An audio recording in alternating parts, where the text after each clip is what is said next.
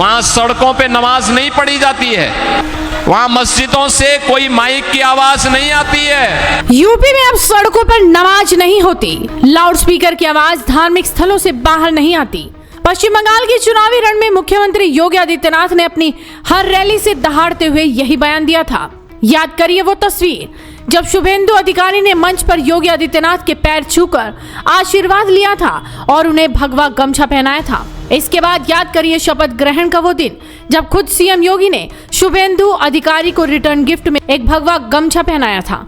लोग समझ रहे थे कि ये सिर्फ औपचारिकता है, लेकिन ये महज एक तस्वीर नहीं थी, ये तो बंगाल के कायाकल्प का एक बहुत बड़ा ब्लूप्रिंट था।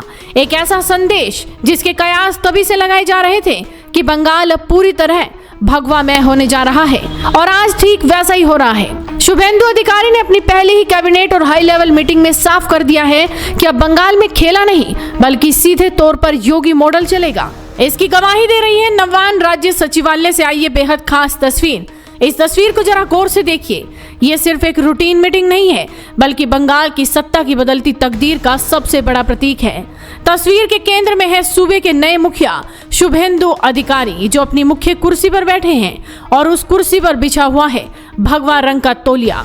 अब सवाल है कि इस भगवा तौलिया का संदेश क्या है, क्योंकि आमतौर पर यूपी के सीएम योगी आदित्यनाथ ही अपनी कुर्सी पर इस भगवा तौलिया का इस्तेमाल करते हैं। नवान के भीतर इस दृश्य का दिखना साफ करता है कि शुभेंदु अधिकारी का राजनीतिक और वैचारिक स्टैंड क्या है। यह भगवा तौलिया एक शक्तिशाली संदेश दे रहा है कि बंगाल की राजनीति में अब एक नए कड़े और आक्रामक युग का शंखनाद हो चुका है। नवान की इसी हाई लेवल मीटिंग में सूबे के DGP SN Gupta, ADG Ajay Ranade और कोलकाता के पुलिस कमिश्नर अजय नंद मौजूद थे। बैठक शुरू होते ही सीएम शुभेंदु ने पुलिस को दो टूक शब्दों में योगी मॉडल लागू करने के कड़े निर्देश दे दिए। पहला तो ये कि किसी भी धार्मिक स्थल से लाउडस्पीकर की आवाज परिसर के बाहर नहीं जानी चाहिए, और दूसरा ये कि विशेष त्योहारों या मौकों को छोड़कर किसी भी प्रार्थना सभा या धार्मिक गतिविधि की वजह से सड़कों पर जाम नहीं लगना चाहिए, जिससे आम जनता को कोई तकलीफ ना हो। हालांकि सरकारी फरमान में सीधे तौर पर किसी खास समुदाय, मस्जिद या नमाज का नाम नहीं लिया गया है, लेकिन संदेश बिल्कुल शीशे की तरह साफ है। कानून सबके लिए बराबर होगा, कोई वीआईपी ट्रीटमेंट नहीं। और बात सिर्फ लाउडस्पीकर या सड़कों से अतिक्रमण हटाने तक ही सीमित नहीं है। शुभेंदु अधिकारी ने साफ कर दिया है कि बंगाल से गुंडागर्दी, सिंडिकेट राज और कटमनी की प्रथा को जड़ से उखाड़ फेंका जाएगा। पुलिस को खुली छूट देते हुए जीरो टॉलरेंस की नीति अपनाने का आदेश दिया गया है।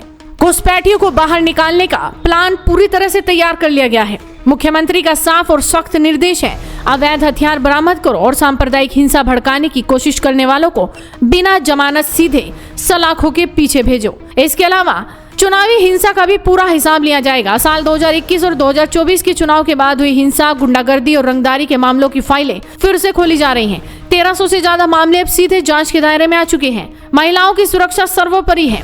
रेप की कोशिश और छेड़छाड़ के जितने भी पुराने मामले दबा दिए गए थे या सिर्फ जीडी एंट्री बनकर रह गए थे, उन सबको रीओपन करके आरोपियों पर शिकंजा कसा जाएगा। चुनाव के दौरान बीजेपी ने जिस कोयला, रेत, पत्थर और मवेशी तस्करी को सबसे बड़ा मुद्दा बनाया था, अब उस पर भी सरकारी हंटर चलना शुरू हो गया है। पुलिस को साफ कह दिया गया है कि बंगाल की धरती पर अब एक भी अवैध बुचड़खाना नहीं चलेगा। इतना ही नहीं, 14 साल से ज्यादा उम्र के मवेशियों के ट्रांसपोर्टेशन पर भी वेटरनरी ऑफिसर की पैनी नजर होगी। यानी साफ है, नवान की कुर्सी पर भगवा तौलिया बिछाकर शुभेंदु अधिकारी ने अपराधियों, तस्करों, माफियाओं, उपद्रवियों को वार्निंग दे दी है कि उनके अच्छे दिन अब खत्म हो चुके हैं। अब देखना यह होगा कि उत्तर प्रदेश का ये कामयाब योगी मॉडल पश्चिम बंगाल की धरती पर कितना असर दिखाता है। इस पूरे फैसले पर और बंगाल में आए इस बड़े बदलाव पर आपकी क्या राय है? अपनी राय हमें कमेंट कर जरूर बताइए। साथ ही इस वीडियो को शेयर कीजिए और जुड़े रहिए हेडलाइंस इंडिया के साथ। शादी का किचन महके जहां, गोल्डी किचन किंग मसाले हो वहां। गोल्डी लाए हैं फ्रेश लॉक टेक्नोलॉजी, जो रखे मसालों को हर समय फ्रेश।